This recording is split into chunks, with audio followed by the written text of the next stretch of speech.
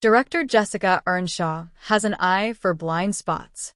Traveling to Northeast Ohio for her tremendous second feature, Baby Doe, she ventures into the kind of working-class, deeply religious enclave that is typically overlooked in America, or at least often reduced to stereotypes in its depiction on screen. But with considerable sensitivity and empathy, she is also able to pick up on how people can become unconscious of the most painful elements of their lives.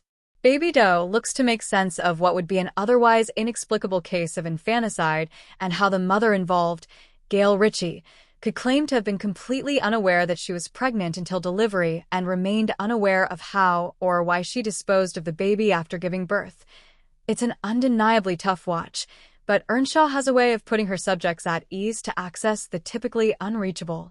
Her equally harrowing debut, Jacinta, saw her camera roam around the grounds of a prison, and the director has similar free rein here, meeting with Gail and her family well ahead of a court trial, where she faces a life sentence for the murder of the baby. The case poses a fascinating question around belated justice.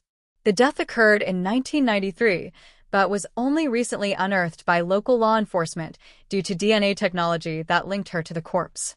Ritchie and the baby's father, Mark, claim they are unaware a birth ever happened, and have gone on to have 3 kids and live a pious life largely built around their work at a local church. Gail has essentially formed a mental block around the experience, and Baby Doe becomes absorbing as the defense works through testimony in private sessions with her struggling to describe what happened. Her lawyers try to tease out various alternative cases to the diminished capacity defense they'd like to pursue, built around an increasingly common, yet largely unrecognized phenomenon known as unperceived pregnancies, where the mother simply can't acknowledge their pregnancy due to the conditions under which it was conceived. Although Ritchie can't articulate her own experience, Earnshaw is nonetheless able to illustrate what could have led her to such an unthinkable decision.